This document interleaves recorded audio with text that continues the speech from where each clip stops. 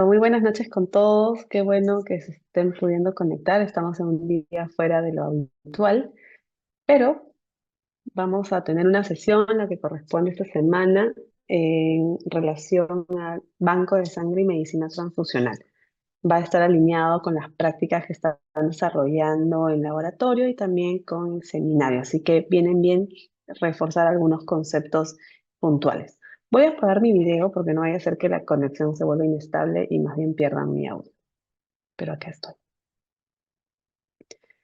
Bien, entonces comenzamos con nuestro tema súper apasionante del banco de sangre, que corresponde pues a una subespecialidad de patología clínica, que es una de las subespecialidades, y es de las que tiene mayor contacto con el paciente. Y básicamente el corazón del banco de sangre es el laboratorio de inmunohematología.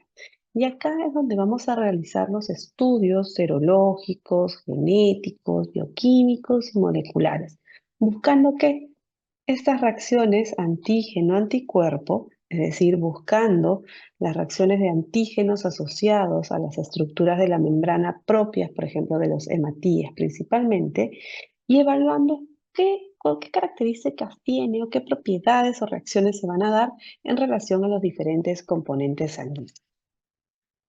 Felizmente, pues tenemos que el desarrollo de la medicina ha permitido que la medicina transfusional pues tenga esta misión, ¿no? De realizar transfusiones seguras de sangre.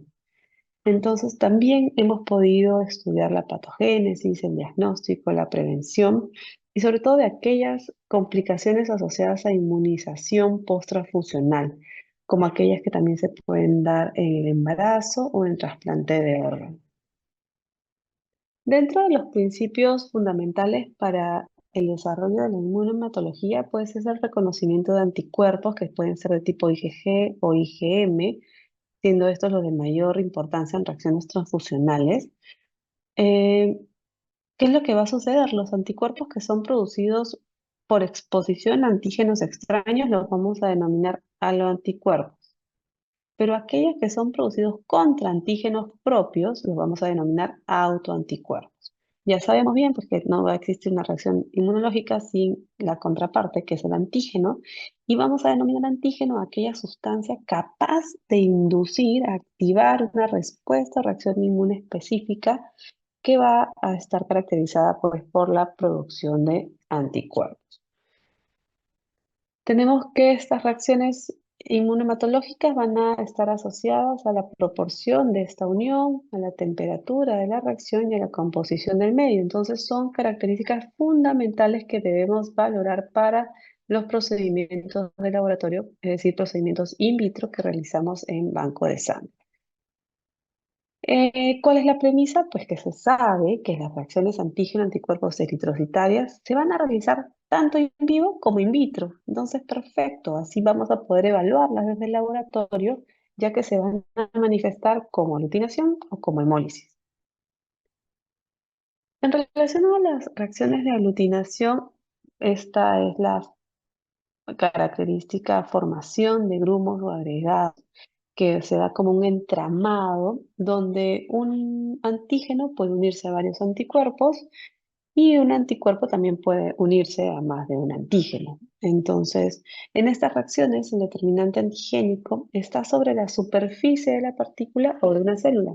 Y esto es lo que va a suceder con el hematíe, que tiene pues sus proteínas o antígenos con los que vamos a caracterizar, por ejemplo, el caso de los grupos sanguíneos, y es contra estas sobre las que vamos a tener la reacción de diferentes anticuerpos específicos, ya sea contra A, contra B, contra O, y en el laboratorio vamos a poder evidenciar esta reacción como una fase de aglutinación. Mencionábamos, podemos tener una aglutinación directa cuando el antígeno o el anticuerpo, lo que vamos a estudiar, forma parte natural de la partícula. Así puede ser en el caso de un eritrocito o en el caso de un microorganismo. Y en el caso de que trabajemos con una reacción indirecta, vamos a utilizar pues partículas células tratadas en donde les hemos pegado el antígeno y actúan pues como portadores pasivos, donde vamos a utilizar un vehículo de partículas de látex para potenciar la reacción de aglutinación. Tenemos también que se pueden manifestar reacciones de hemólisis, siendo este es el fenómeno donde vamos a tener la desintegración de los eritrocitos. Existen diferentes situaciones donde va a darse esta destrucción incrementada de eritrocitos, ya sea a nivel intra o extravascular, pero la que procuramos evitar desde el banco de sangre es la reacción transfusional y la eritroblastosis fetal. En el caso de las reacciones hemolíticas transfusionales, es decir, cuando tenemos anticuerpos plasmáticos del paciente que van a reaccionar contra antígenos del eritrocito que le estoy pasando. Entonces se va a causar una destrucción evidente del glóbulo rojo que desencadena una serie de eventos que incluso pueden llegar hasta ser letales para nuestro paciente. Es por eso que es súper importante que en banco de sangre procuremos realizar con la mejor calidad posible uno de los primeros estudios, los más básicos, que es la determinación de grupo sanguíneo y factor. Los grupos sanguíneos los vamos a determinar a partir de los antígenos presentes en los hematíes y los vamos a poder organizar en sistemas. Ya ustedes conocen el sistema ABO, conocen también el sistema RH, sin embargo, no son los únicos. Tenemos casi alrededor de 33 sistemas de grupos sanguíneos. Sin embargo, ¿por qué conocemos más el ABO y el RH? Porque tienen una mayor inmunogenicidad y tienen pues un rol importante en medicina transfusional. Es decir, por ejemplo, yo puedo ser AB, RH positivo, pero al mismo tiempo puedo tener un MNS positivo, que es parte del sistema MNS, puedo ser KEL positivo del sistema KEL, Levis A, Levis B del sistema Levis. Entonces, podemos tener una caracterización mucho más específica si es que estudiáramos más grupos aparte del ABO y el RH. Algunas características o peculiaridades, por ejemplo, en el caso del ABO, se sabe pues que vamos a provocar reacciones asociadas a IgM.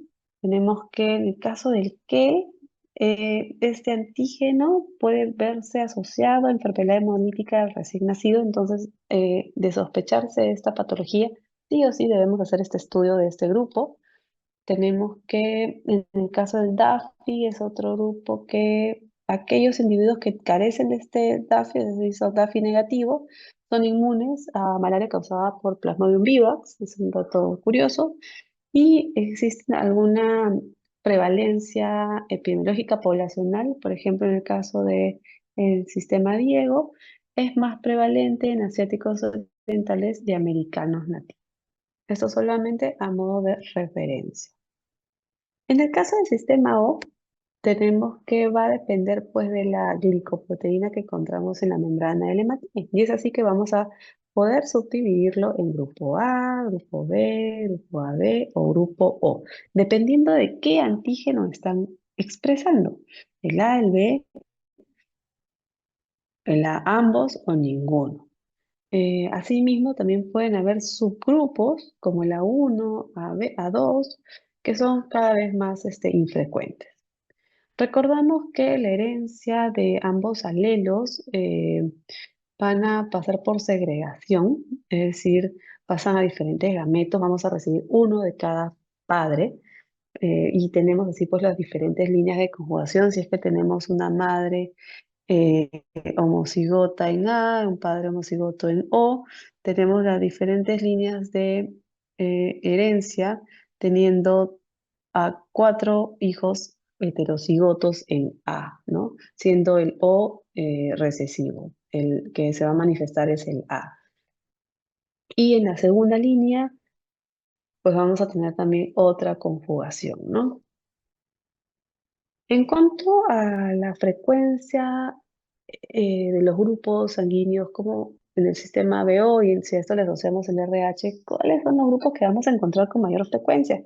Pues a nivel mundial, sí o sí, 70%, alrededor del 70% va de la mano con el O positivo, que sigue el A positivo, B positivo y en menor frecuencia el AB positivo este en el grupo de los RH positivos.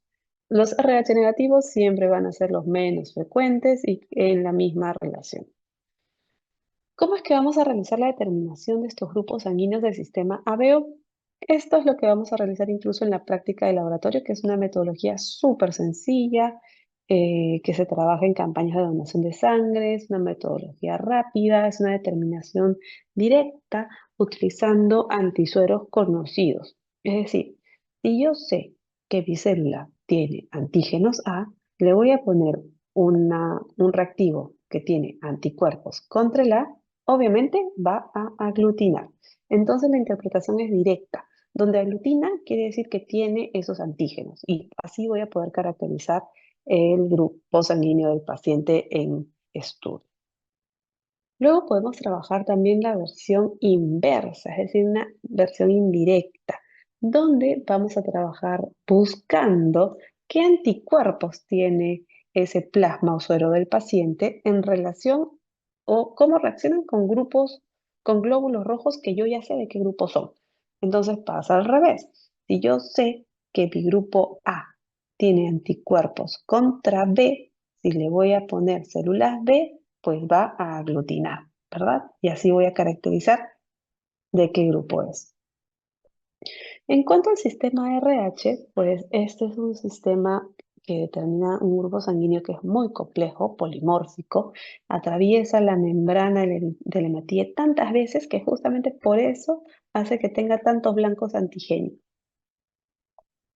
Está compuesto por más de 49 antígenos, siendo los más importantes el D mayúscula, C mayúscula, E mayúscula y la versión en minúscula también. Eh, Vemos que esta proteína pues atraviesa la membrana hasta 12 veces y básicamente vamos a caracterizar este perfil. O sea, es decir, no solamente basta con decir que tú eres RH positivo, sino incluso podría dar más detalle y decir eres D mayúscula, C mayúscula, E mayúscula, o sea, dándole mayor caracterización, ¿no? Y es el antígeno D mayúscula es muy preponderante y justamente tiene esta característica de ser mucho más antigénico que los otros antígenos del RH. En relación al RH positivo, si es que caracterizamos esta con mayor detalle el fenotipo, así lo vamos a denominar, el que predomina es el C mayúscula, C minúscula, E mayúscula, E minúscula, esta combinación. Y en el caso del RH negativo, es esta la otra combinación en fenotipo que es la que va a predominar. Entonces vemos que no es lo mismo incluso dependiendo de qué RH nos encontremos. Los anticuerpos RH son en su mayoría isotipo IgG. Podemos tener algunos con componente IgM, IgA, sin embargo no van a activar el complemento. Y como resultado, las reacciones transfuncionales que van a ir de la mano con la reacción contra el sistema RH, vamos a tener la presencia de una hemólisis extravascular principalmente. Y la causa de la producción de estos anticuerpos, en la mayoría, va a ser por inmunización de glóbulos rojos. Es decir, nosotros naturalmente no vamos a tener estos anticuerpos. Pero ¿qué es lo que sucede si es que yo me he visto expuesta durante el embarazo, durante el parto o transfusiones? Esta activación y esta generación de IgGs van a persistir durante años. Y esta es una posición de riesgo para el caso de una gestante que es RH negativa. En una primera transfusión de RH positivo del feto en una primera gestación, puede condicionar la aparición de anticuerpos contra el D. Sin embargo, recién sobre la semana 20. Entonces, generalmente en la primera gestación no pasa nada, todo tranquilo. Pero es en la segunda gestación donde vamos a tener este riesgo muy incrementado, porque ya vamos a tener la memoria inmunológica en el paciente y que rápidamente va a activar el sistema inmune y la producción de estos IgG al reconocer que existe nuevamente células RH positivo en la gestante. En ocasiones, la exposición a una pequeña cantidad pues no es suficiente para que se active y se genere un anticuerpo detectable. Sin embargo, esta segunda exposición va a provocar una rápida e intensa respuesta. Es por eso que nos debemos anticipar y existen mecanismos, tratamientos donde podemos dar el soporte necesario para que haya una viabilidad en la gestación. ¿Cómo es que vamos a estudiar esta incompatibilidad materno-fetal? Ya hemos mencionado un poquito en relación al sistema RH, que si bien es el más inmunogénico, es inmune, tiene que haber habido una gestación previa y puede condicionar una enfermedad hemolítica del recién nacido grave. Sin embargo, el sistema ABO no se escapa. También podemos tener anticuerpos contra A, contra B, son naturales y vamos a tener una enfermedad moderada, esta enfermedad hemolítica del recién nacido moderada. Ya lo habíamos comentado, el sistema KEL también está asociado con incompatibilidad materno-fetal, pudiendo llegar incluso hasta grados de hemólisis. ¿Y por qué es tan importante anticiparnos a esta complicación? Porque va a haber, y la afectación no va a ser para la madre, básicamente va a ser para el feto, donde vamos a condicionar un extremo grado de anemia por esta destrucción eritrocitaria que va a condicionar, uno, que aumente nuestra bilirrubina indirecta, vamos a forzar a nivel de médula la eritropoiesis, que va a condicionar la presencia de eritroblastosis fetal. Esto va a condicionar que al haber esta lisis de Matías, el órgano hemocaterético, el hígado y el vaso van a aumentar de tamaño, puede haber incluso alteración de circulación portal, alteración de la producción de albúmina. Si no hay afectación de la albúmina, tenemos alteración de la presión cótica, va a condicionar hidrofetal, es un estado de Mazarca generalizado, que condiciona también hipoxia fetal, trastornos hemodinámicos, y esta bilirrubina tan incrementada va a tener efectos a nivel del sistema nervioso central, lo que vamos a denominar como kernípterus, donde va a condicionar que mi paciente curse con hipoxia en acidosis y asociado a la hipoalbuminemia. Y en algunos casos muy extremos, el paciente podría tener eh, poner en riesgo su vida. Entonces, ¿de qué necesitamos hacer? Tenemos que hacer controles prenatales, no solamente la determinación de ABO, el fenotipo RH, con los antígenos que hemos mencionado y la determinación del antígeno KEL. Y no solamente eso, sino también averiguar los datos del esposo, de la pareja, del padre, conocer qué grupo sanguíneo es. En el caso de la gestante RH negativa, les comentaba que vamos a medir los anticuerpos irregulares, es decir, cómo se van a dar estos títulos entre la semana 16 a 18. Repetimos ya en el casi ya comienzo del tercer trimestre, si es que esta sale negativo, y si sale positivo, rápidamente, cada 2 semanas, tenemos que seguir monitorizando, cada 15 días. ¿Qué pasa si aumenta?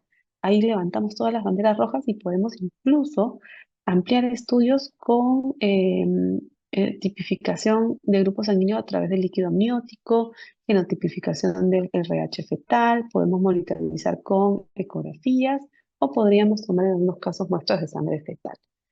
Ya al parto, si es que logramos sortear todos estos contratiempos, en el postnatal confirmamos el grupo ABO del recién nacido, realizamos el CUM directo justamente para evaluar la presencia de estos anticuerpos pegados en sus hematíes.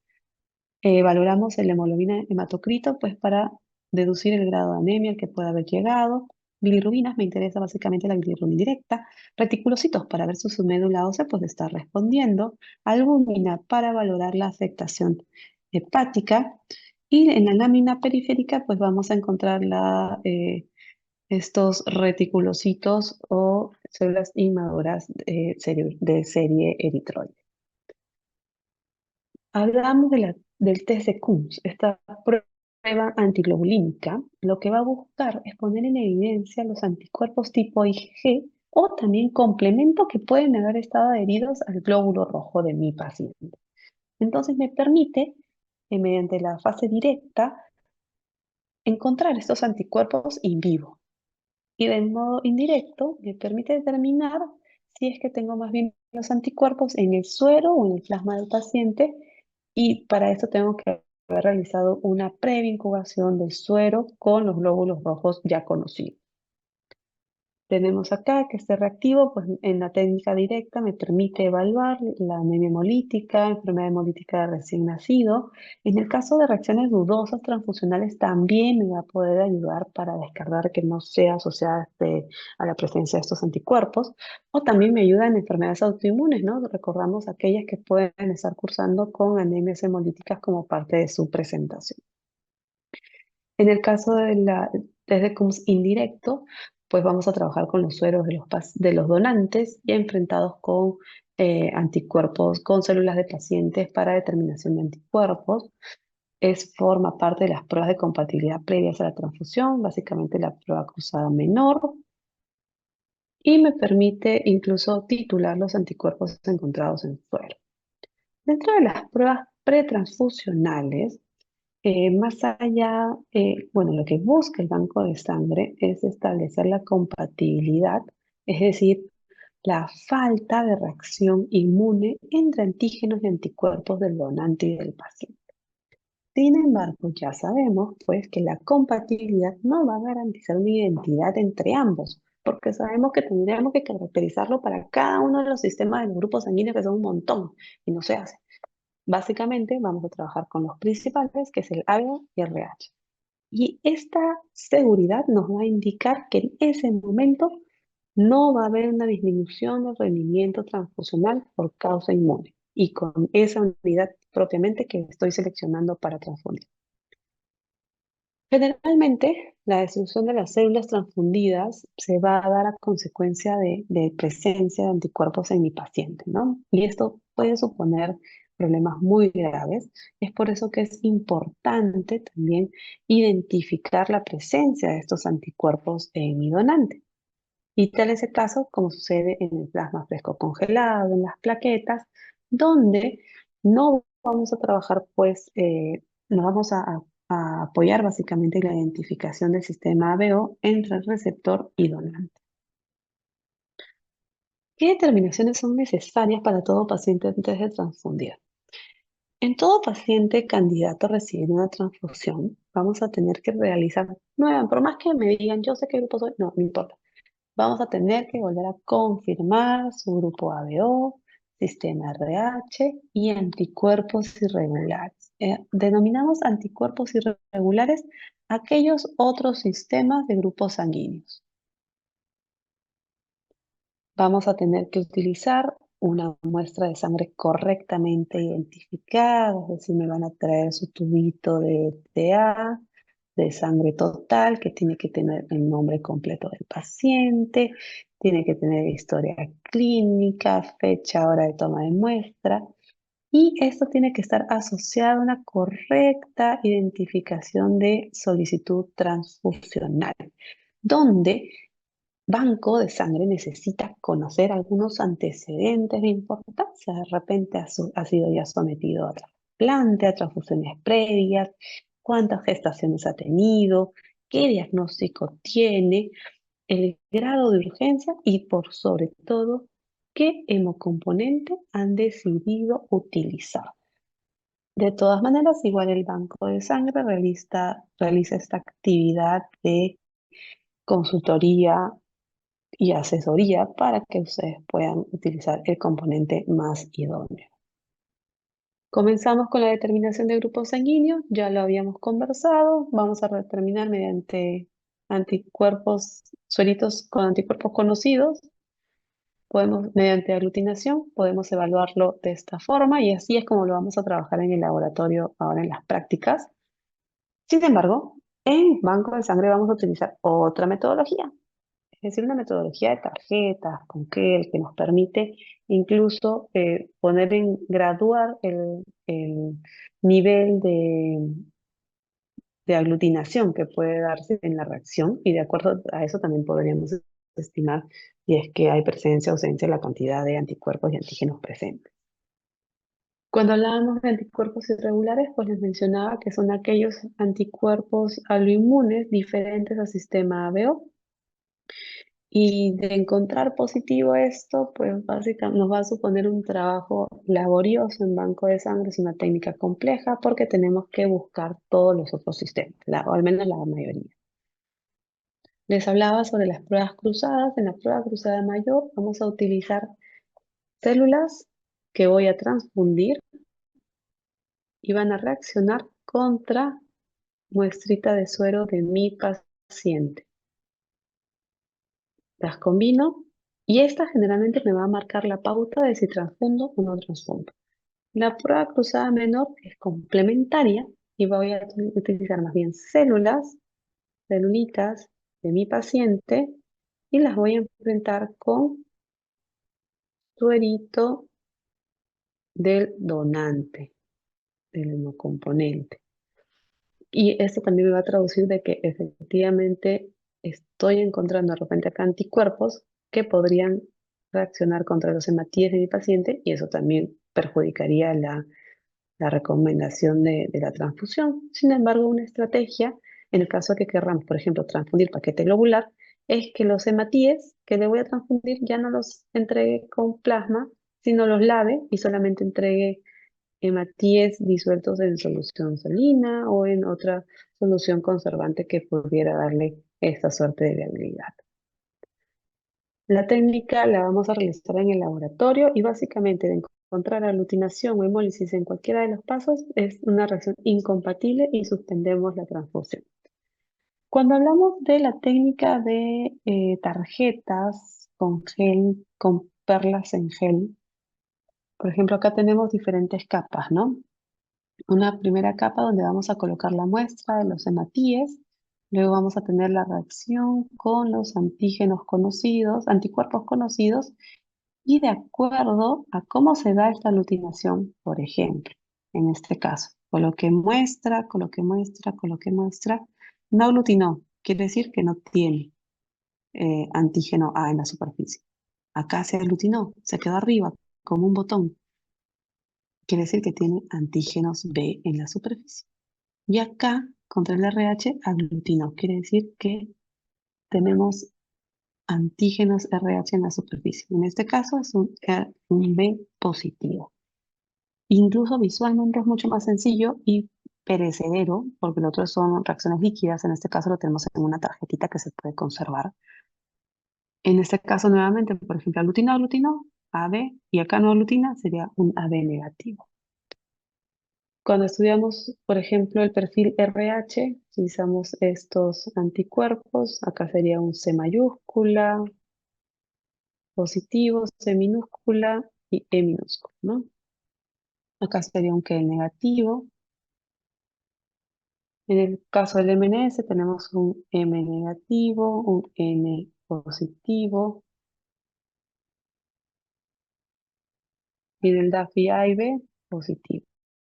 Y se utilizan antisueros conocidos contra cada uno de los sistemas. Pasando ahora a complementar sobre medicina transfusional. Todo lo anterior es básicamente lo que se hace en banco de sangre para caracterizar las pruebas más importantes que se realizan.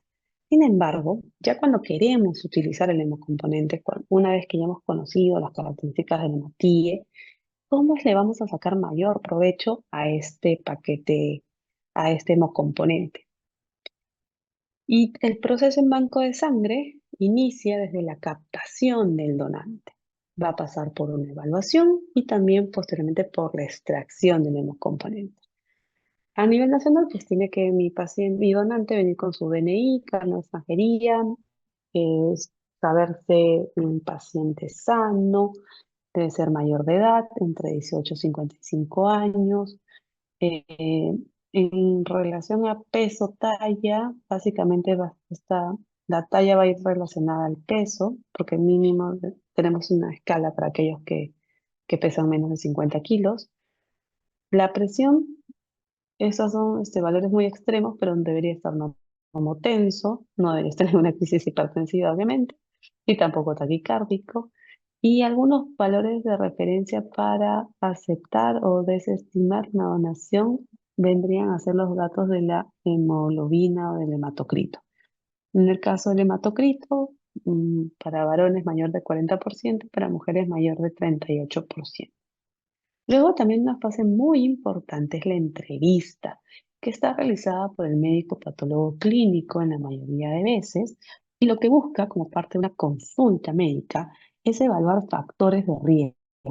Factores de riesgo que pueden estar asociados a prácticas sexuales no seguras, prácticas o hábitos de repente con abuso de drogas, exposición a tatuajes en lugares no seguros, viajes recientes a zonas endémicas de repente, y mi paciente cursa febril o tiene manifestaciones, recién se ha vacunado o acaba de tomar antibióticos. Entonces, hay diferentes factores clínicos que tenemos que evaluar y por eso forman parte de una consulta médica a la que tenemos que realizarle a un donante.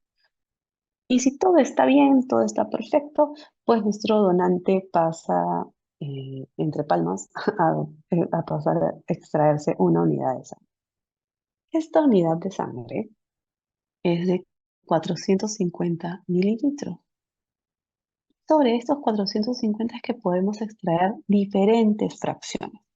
Podemos someter a una primera centrifugación, así como esa centrífuga que hemos visto en el laboratorio, que es chiquita para todos. Hay una centrífuga gigante, que es donde van a ir sentaditas las bolsas de los hemocomponentes y vamos a separar el paquete celular del plasma. Entonces, en esta primera fase vamos a tener un concentrado de Matías y el plasma rico en plaquetas. Luego, este plasma rico en plaquetas puede ser trabajado una vez más, pudiendo ser separado en concentrado de plaquetas y en plasma fresco congelado. Y después, este plasma fresco congelado incluso puede ayudarnos a obtener crioprecipitado y algunos hemoderivados interesantes como la albúmina, globulinas o concentrados de factores de coagulación. Es por eso que dicen que con una unidad puedes salvar hasta 3, 4 vidas, ¿no? 3 vidas por lo menos, porque tienes plasma, tu plasma rico plaquetas, perdón, tienes tu paquete globular, tienes tu concentrado de plaquetas y tu plasma fresco concentrado, y si a ese le agregas un crioprecipitado, tendrías tu cuarto paquete.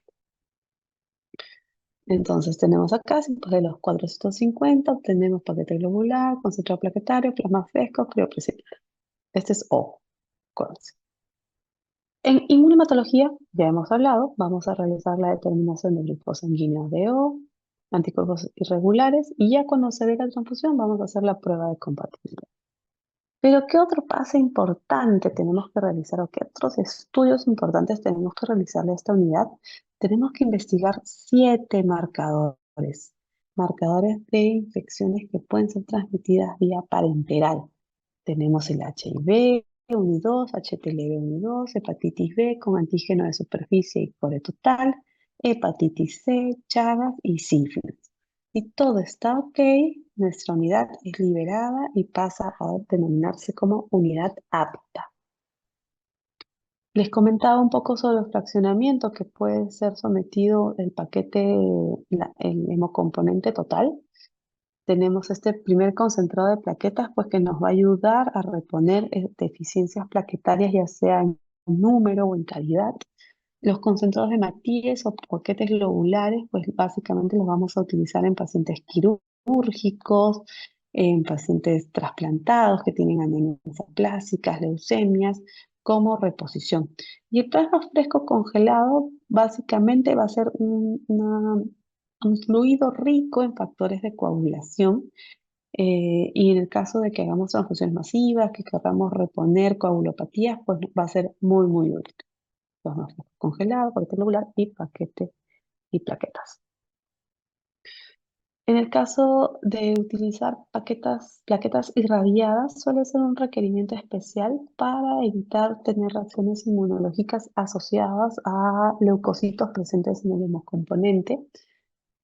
Cuando hablamos de crioprecipitado, que es un subderivado del plasma fresco congelado, donde de congelado lo vamos a pasar a refrigerado y les voy a explicar la suerte del proceso que pasa. Es un producto rico en factores de coagulación 8 y 13, fibrinógeno. Entonces, básicamente, en estos componentes es que la deficiencia de estos componentes es que lo voy a utilizar. algunas características propias, tenemos los hematíes, por ejemplo, si utilizo, a ver, el hematíe va a estar disuelto en plasma, pero ya no separado, ¿no? El hematíe del plasma. Entonces va a estar disuelto en una suerte de anticoagulante y nutriente, que es el CPDA, el ACD, el CDP, que básicamente tiene dextrosa, que es glucosa, tiene proteínas y tiene algunos estabilizantes que permite que el hematíe pues esté feliz el mayor tiempo posible. Podemos tenerlo estable hasta 42 días, 35 días o lo mínimo 28 días de acuerdo al tipo de anticoagulante que utilice. De 450 pasó a ser 200 a 250 y debemos considerarlo en refrigeración. Esta es una condición muy importante. Cuando sale del banco de sangre ya pasa a temperatura ambiente, porque a temperatura ambiente incluso lo vamos a, a temperar para que pueda ser transfundido. El, el hemocomponente no puede quedarse a temperatura ambiente mucho tiempo porque si no, no sobrevive. Y a veces pasa eso, que uno entrega el paquete globular y no lo utilizaron. Y lo traen después y dicen, ay, no lo utilicé, lo quiero devolver. No, ya no, eso ya no vale. Porque una vez que sale del banco de sangre es para ser utilizado, porque ya está a temperatura ambiente. En el caso de las plaquetas, de cada fracción de hemocomponente, voy a obtener un concentrado plaquetario. Sin embargo, un concentrado plaquetario equivale a 10.000 plaquetitas, nada más, que es poquito, pues, ¿no? Imagínense, si yo estoy en riesgo de sangrado y tengo menos de 50.000, por lo menos quiero llevarlo a 100.000. Entonces, para eso se recomienda utilizar un pool de plaquetas, que equivale a 5 concentrados plaquetarios. Entonces, con eso podríamos alcanzar algo más de 50.000 plaquetas. Pero ojo que cada concentrado plaquetario equivale a 50 ml. Tiene que conservarse en movimiento constante y a temperatura ambiente y tiene esta desventaja que solamente dura 5 días. Es decir, es un producto de alto recambio. En el caso del plasma fresco congelado, les comentaba que es rico en factores de coagulación y otros hemostáticos. También es un componente de 250, tiene que estar congelado y puede durar hasta 6 meses o un año. En este sitio lo ponemos en baño María antes de entregarlo. Y el crío precipitado rico en factor von Willebrand, factor 8, factor 13, fibrinógeno, fibronectina, pequeñito, de solo 20 ml, y también tiene que estar pues congelado y podemos mantenerlo hasta 6 meses o un año. A ver, si es que ¿cómo es que vamos a poder estimar a qué paciente le damos un hemocomponente? Si hablamos de paquete globular, lo que nos va a mandar acá es el isogrupo ABO. Siempre voy a comenzar con el isogrupo. Es A con el A, B con el B, como primera línea. Pero si no tengo, ya, mi donante universal, ¿quién es? El O. Me puede ayudar. Luego, para el caso de plaquetitas, sí o sí nos tenemos que apoyar en el caso de A y B, en el isogrupo. Y en el caso de O, puede recibir todo.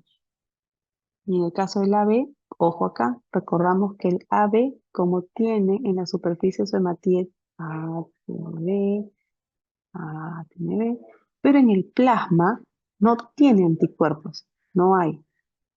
Entonces lo quiero sensibilizarlo. Entonces por eso se dice que se deben crear plaquetas desplasmatizadas. Acá tenemos pues la otra tablita. En caso de transfusión de plasma, nuevamente me voy a apoyar siempre en el isogrupo ABO. ¿Y para qué transfundimos? ¿Para qué? Tenemos que conocer que este acto médico de indicar un hemocomponente pues tiene implicancias y tenemos que estar súper seguros de por qué, cuándo y en qué momento debemos solicitar. Primer objetivo, restaurar la capacidad de transporte de oxígeno a los tejidos. Valiosísimo, ¿no? Sobre todo si ya estoy evidenciando que mi paciente está con parámetros fisiológicos que me indican pues, que algo no tiene disponibilidad de oxígeno suficiente. Es decir, estoy afectando su ritmo cardíaco, el gasto cardíaco, es decir, altero la función cardiovascular. cómo está la presión arterial de CO2, está afectando la ventilación, existe un consumo, aporte de oxígeno, la presión de ventilación de O2, la presión venosa O2, y la capacidad de transporte de oxígeno de la sangre. Esta es básicamente la estrella que voy a valorar, ¿no? Si es que mi paciente está manifestando una curva de disociación con oximoglobina, oxígeno alterada, tiene ya de fondo una hemoglobina, un hematocrito, es decir, los principales componentes que se encargan del transporte de oxígeno muy disminuidos, sí o sí tendríamos que empezar a valorar y pensar en una transfusión. Algunas indicaciones, pues cuando hay oxigenación tisular eh, afectada, si es que encuentro un paciente con hemoglobina mayor o igual a 7 y con una volemia normal, no tiene mayores riesgos, pues no voy a indicar.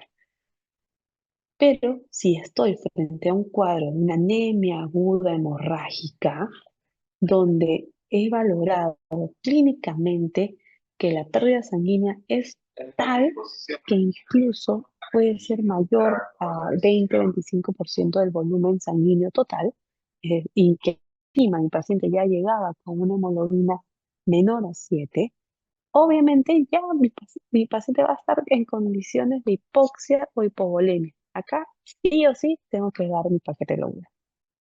¿Qué pasa con aquel paciente en anemia crónica, donde no hemos podido lograr con tratamiento específico levantar la hemoglobina, la mantiene por debajo de 7, de 8, de 7, incluso pacientes que pueden estar andando tranquilos por la vida en hemoglobinas en 5, pero si ya encuentro que el estado cardiopulmonar está afectado, que hay riesgo de enfermedad isquémica, tengo que transfundir. Entonces, ¿qué es lo que van a realizar ustedes? Una solicitud transfusional, van a esperar la prueba cruzada, la prueba de compatibilidad. Esto demora aproximadamente 1 a 2 horas. Sí, 1 a 2 horas. A veces viene el anestesiólogo, el cirujano, se van a desesperar, pero ustedes felizmente, cuando seguro, si eligen esa especialidad, van a saber que el banco de sangre se va a tomar su tiempito, de por lo menos 1 a 2 horas. ¿Para qué? Para hacerle su procedimiento correcto, bien hecho y seleccionando, porque no vamos, por ejemplo, en banco no hacemos la prueba de compatibilidad con un hemocomponente, sino tenemos que trabajar de 5 en 5, dependiendo de la cantidad que se pide, y demora poder realizar y confirmar esta reacción de esta prueba cruzada mayor, que me va a asegurar que no voy a tener ningún efecto en mi paciente. Vamos a tener que tomar una nueva muestra para grupo sanguíneo del paciente, con el suero del paciente. En el caso de neonatos utilizamos el suero de la madre. Perdón, utilizamos glóbulos rojos de la unidad que voy a transfundir, del paquete globular, por ejemplo, y lo cruzamos con muestra del paciente con anticuerpos, con disque a posibles anticuerpos que podría tener mi paciente. Vamos a prepararlo.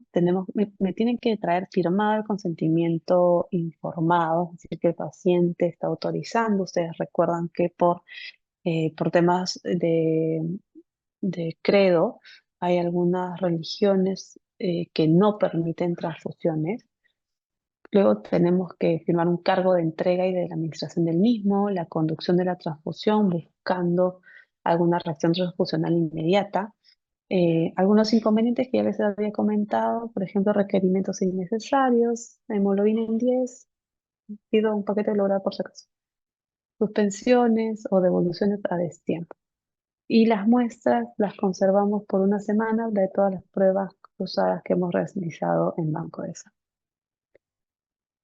¿Qué es lo que buscamos? Pues minimizar el potencial antigénico de los hematíes, evitando reacciones transfusionales inmediatas, que pueden ser desde reacciones hemolíticas, reacciones febriles, reacciones anafilácticas, urticarias, muy frecuente con, por ejemplo, cuando transfundo plasma fresco congelado, plaquetas. Y hay uno muy temido que es el TALI, que es un daño agudo asociado a transfusión, donde vamos a tener esta reacción inmunológica entre los anticuerpos del donante, es decir, que están incluidos en el hemocomponente que estoy transfundiendo, y los leucocitos del receptor, que van a condicionar un cuadro inflamatorio a nivel pulmonar. Tenemos también algunas reacciones no inmunológicas como asociadas de sepsis, si es que no hay un buen cuidado en el tratamiento de los paquetes, de los hemocomponentes, se pueden ver contaminados por endotoxinas, básicamente gran negativos, las plaquetas contaminadas por gran positivos. Otro evento también temible es el TACO, el que va a estar asociado a una sobrecarga circulatoria que va a condicionar pues una insuficiencia cardíaca congestiva, ¿no? También vamos a tener manifestaciones pulmonares, por lo que a veces es difícil identificar entre un taco o un trali. Sin embargo, por ejemplo, el taco sí va a funcionar bien con diuréticos, el otro no. Eh, tenemos una hemólisis no inmune y embolias. Segundo objetivo, ¿por qué transfundir? Y es que quiero restaurar la función hemostática. Es decir, he reconocido que mi componente plaquetario, ya sea en el número, en, en la calidad que tiene mi plaqueta, y a esto le sumo un tiempo de sangría prolongado, mm, voy a considerar una transfusión plaquetaria. Y en el caso de pensar más bien en factores de coagulación, que tenemos hemostasia primaria, hemostasia secundaria.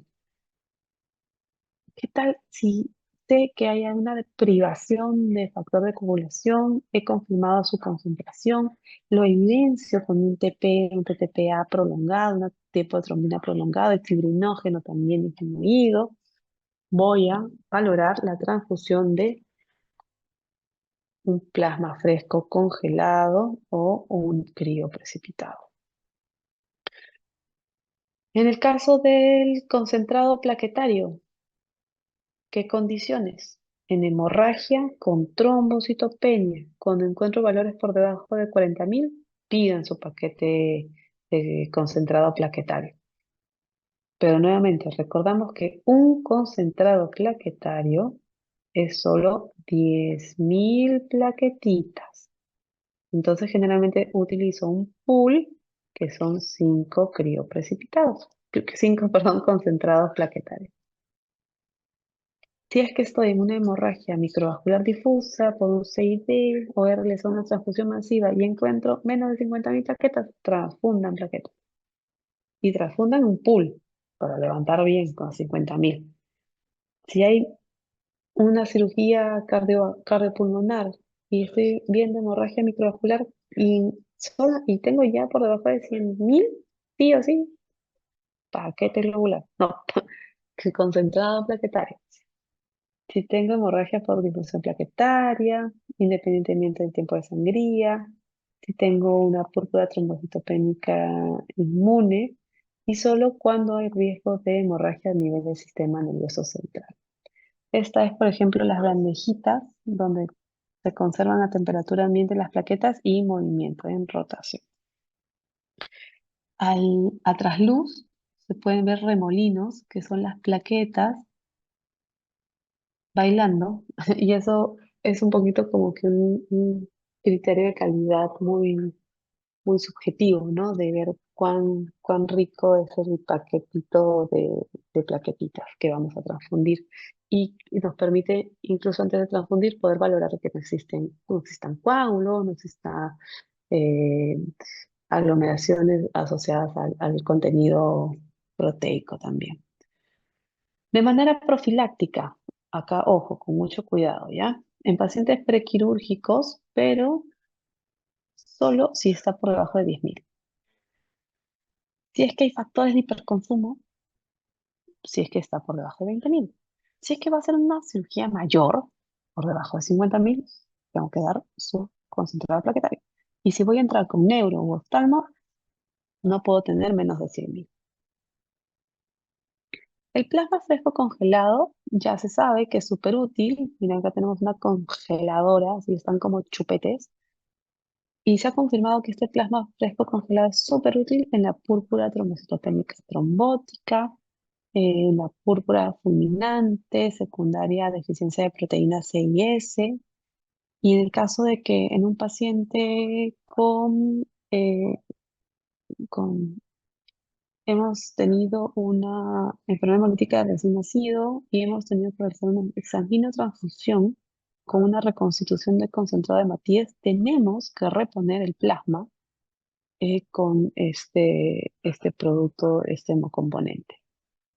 Indicaciones, pues sí o sí, ante presencia de hemorragia o alteración del perfil de coagulación, que puede darse en eventos como transfusiones masivas, fallas hepáticas, con neutralizando efectos anticoagulantes, el CID, cirugías cardíacas, hemorragias microvasculares, tenemos diferentes condiciones. Y el crío precipitado, ¿cómo es que lo vamos a obtener? Tenemos nuestro plasma fresco congelado. Lo vamos a, de lo que estaba a -20, lo vamos a pasar a 4 grados. O sea, lo vamos a calentar un poquito, entre comillas, ¿no? Vamos a eliminar, vamos a centrifugar, eliminamos el plasma sobrenadante y nos quedamos con el conchito, con el precipitado. Y este lo congelamos nuevamente, -20. ¿Y cuál es la indicación de estos 20 ml valiosos? Pues sangrados microvasculares difusos con hipolimogénemia, sangrados por procedimientos invasivos en pacientes con enfermedad de von Willebrand, con afectación de fibrinógeno, factor 13, y en el caso, por ejemplo, de que no tengamos factor 8 comercial, puedo ayudar a un paciente con hemofilia A dándole su crío precipitado. Nuevamente, ¿qué consideraciones tenemos que tener? La solicitud transfusional, no vamos a hacer prueba cruzada, tenemos que preparar el hemocomponente, lo administramos, el consentimiento, la fe de conducción y algunas objeciones. También reconocer el potencial antigénico de algunos otros componentes sanguíneos. Mucho hemos hablado del eritrocito, pero también tenemos las plaquetas que pueden tener algunos anticuerpos, antígenos específicos como el HPA1 al 10, el HLA clase 1, los neutrófilos que tienen antígenos específicos y que pues van a estar asociados a estas manifestaciones o complicaciones transfusionales como fiebre, reacciones anafilácticas, y el plasma que también tiene numerosas proteínas antigénicas. Y ya para cerrar, dejo este mensaje que básicamente la transfusión de sangre humana, los componentes y derivados con fines terapéuticos, constituye un acto médico de gran responsabilidad que debe llevarse a cabo únicamente y después de un estudio racional y específico de la enfermedad que vamos a tratar. Tenemos que poner en una balanza los riesgos y los beneficios, ya que debemos transfundir estrictamente solo lo necesario. ¿Por qué? Porque la transfusión más segura es la que no se realiza. No es lo mismo pasar un paquete globular, ni plasma fresco congelado, ni plaquetas, que pasar un cloruro de sodio 9 por mil. Entonces, si vamos a reponer volumen, no pensemos necesariamente en unos componentes, pensemos en otras soluciones. Así que mucho va a depender de la valoración que ustedes le den a la clínica de su paciente. Los 14 de junio son el día del donante voluntario de sangre, así que sea una fecha interesante donde ustedes puedan visitar los bancos de sangre. Ustedes son, como personal de salud, los primeros en visitar, invitados a visitar los bancos de sangre, los primeros en desmitificar eh, las complicaciones que a veces se piensa que existen asociadas a las transfusiones, a las donaciones. Así que los invito a ustedes. Los varones pueden donar hasta 4 veces al año, las mujeres 3 veces al año. Así que nada, está en nosotros que podamos generar esta cultura nacional de donación voluntaria de sangre. Listo. Muy bien, chicos. Gracias por quedarse hasta el final. Voy a coordinar con Alessandra cuando nos volvemos a juntar porque les debo un par de clasecitas más. Que hoy descansen, estudien. Nos vemos pronto. Cuídense mucho. Chao.